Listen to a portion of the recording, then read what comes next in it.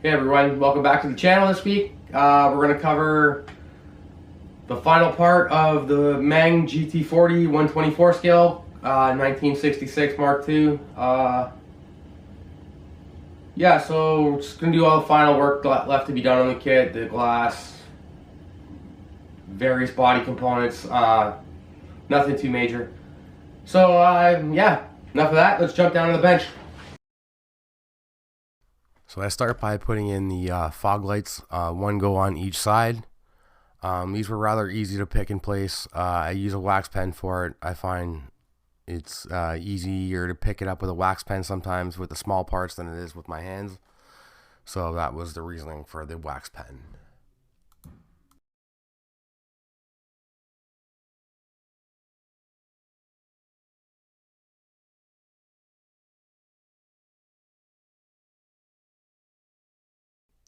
Now we will place the inner wheel structures where they're supposed to go.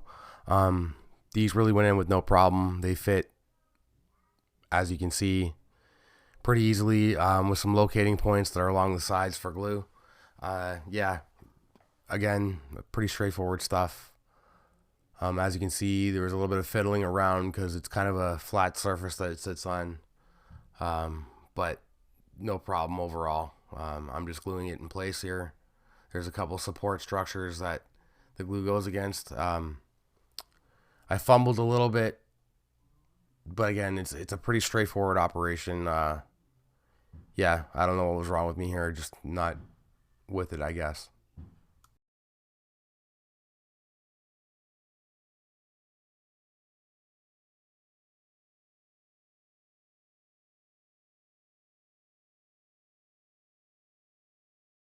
We'll now place the next headlight.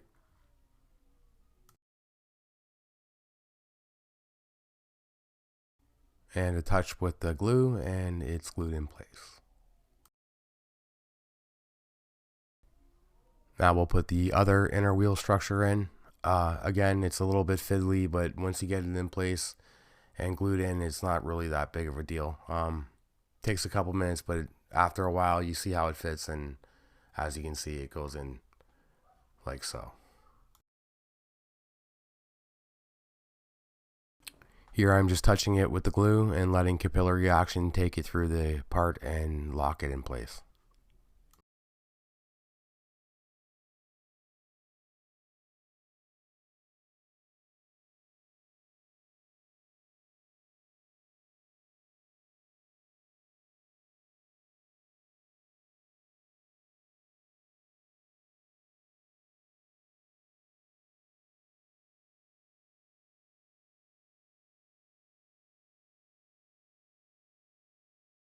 Now I'm putting a bit of glue for the rear view mirror. I tried to use the pen for this, but the part was just too, I don't know, it was too hard to get it in place with the pen. As you can see, I'm struggling quite a bit here, so I just decided to use my hand and place it with the tweezers here. So that's what I did. I took the tweezers, picked them up, popped it in place, and held it for a couple seconds with my finger.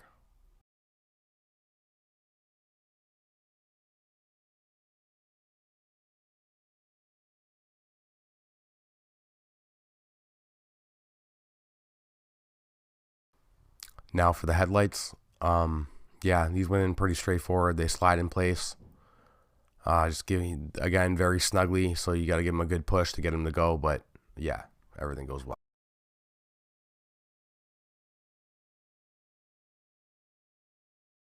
Now we'll do the headlight for the driver's side. Same as before, real easy.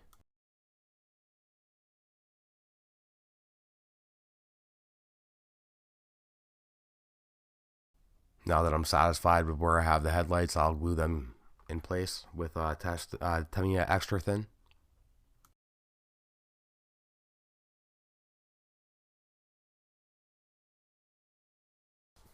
Now for one of the other fog light assemblies, that goes in real easy.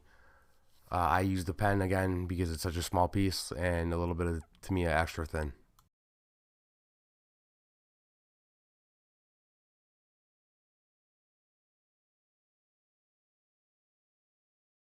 Now we get the fog light on the other side, the same as the driver's side, real easy. I use the wax pen because, again, the part's so small, my hands just can't hold it and put it in place without making a mess, so I use the pen. It's a pretty handy tool, and I'm glad I have it in my arsenal. And a little bit of glue just to make sure everything is secure.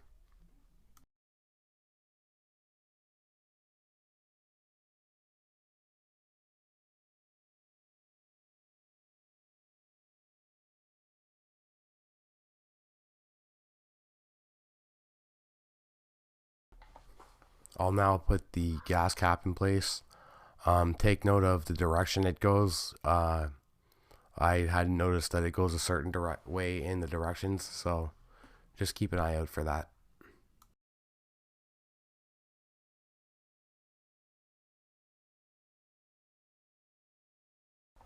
Now that I'm satisfied with the gas cap's placement, I'll go ahead and glue it in place.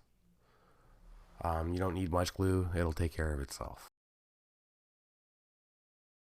I'm now using medium thick CA glue from Bob Smith Industries on the toothpick and putting it sparingly in place where I plan to put the headlight lens.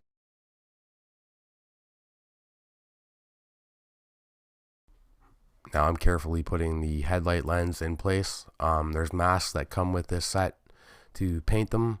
That's why I have such a good outline around the.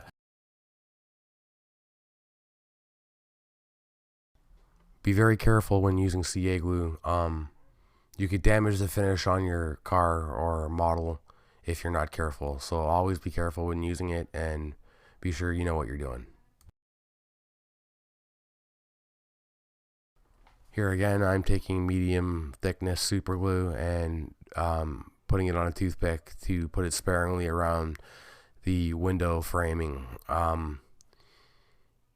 Yeah, it's important to use very little amount. If you use too much, you could damage the clear plastic.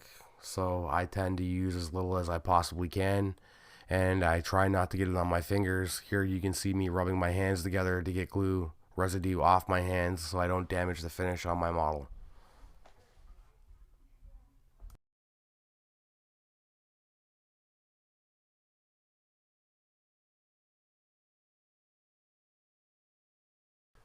When I put the windshield in, I started with the two corners and worked my way across. I found this was easiest and the best way to get my placement on the first go.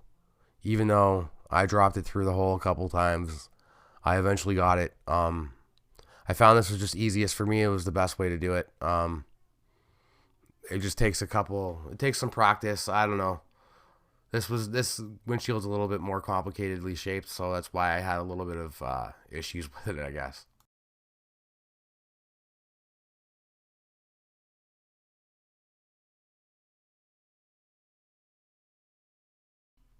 I now applied the CA glue to the driver's side window. Again, same way I did the windshield. I did it in all the corners and used a very little amount of CA. As I said before, CA can damage clear plastic, so you always have to be careful and know what you're using.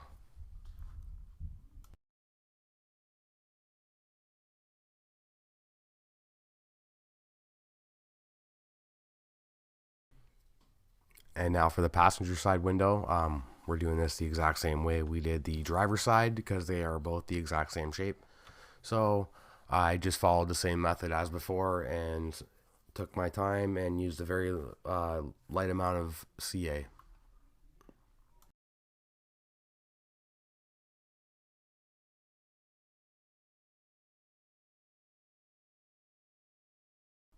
Here I'm putting vents on the inside of the rear cowl. This clips into place inside the rear cowl and goes in very snugly. Yeah, I just had the vents to put on here. I'd already put everything on in advance, so it was just those two pieces.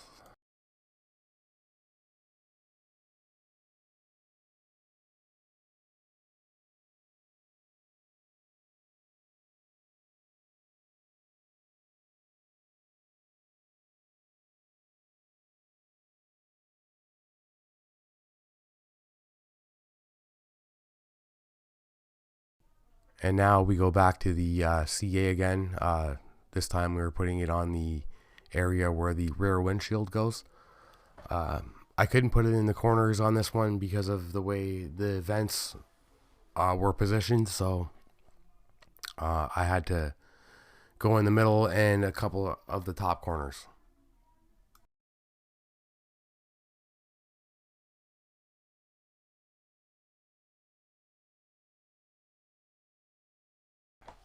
I had a little bit of a struggle getting the rear windshield in place. I found the vents kind of obstructed me a little bit of getting a nice flush transfer of it, I guess, when putting it down.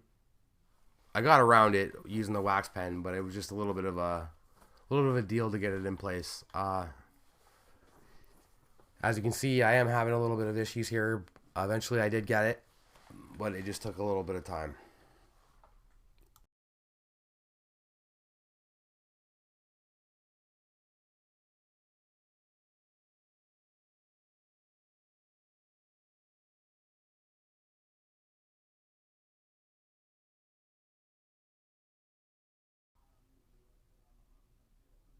Here we are trying to position the windshield still. I eventually get it. It was just a little bit of a struggle. But as you can see, it's well placed.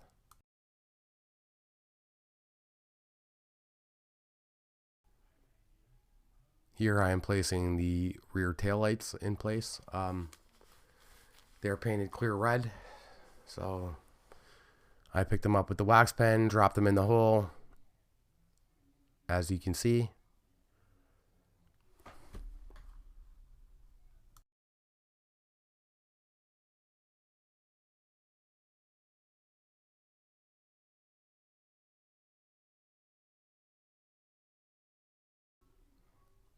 Then I hit the taillights with the glue to lock them in place.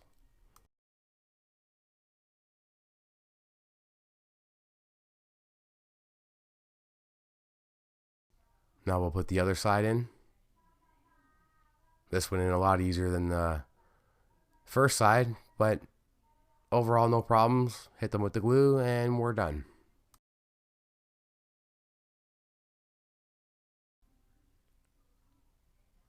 Now we're going to put in the inside of the rear cowl. This just snaps into place. You push it in and you keep pushing until it stops, basically, and you'll hear it click in. Yeah, I was a little hesitant at first, but everything on this model fits so tight, it's pretty ridiculous.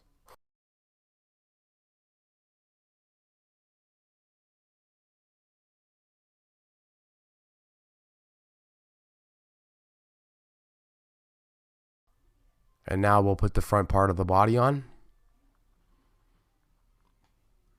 It just goes into place over top of the dash, and then the bottom of the body pan clips in.